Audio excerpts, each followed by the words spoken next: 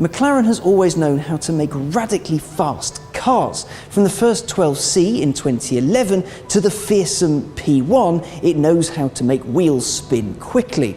And now there's a new one, the 720S. This is the first of the second generation of what McLaren calls its Super Series cars, which means there's a new architecture, a new carbon cell to keep its occupants safe, but also it's thin enough to give them a near as damn it 360-degree view.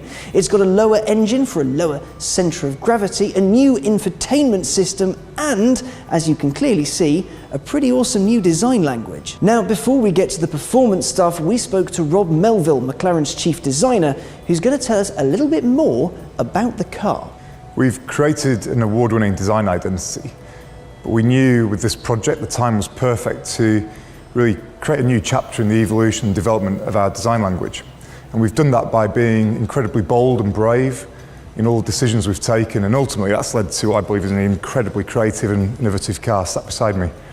Okay, so the first key feature we call the eye socket, and here we've integrated the dynamic LED headlamps into the socket as part of the aerodynamic system. And you can see here just how intricate and stunningly sculptural this feature is. It genuinely adds functionality to the car, it improves the performance of the vehicle. The next key feature, how do you cool 720 PS without any visible side air intakes?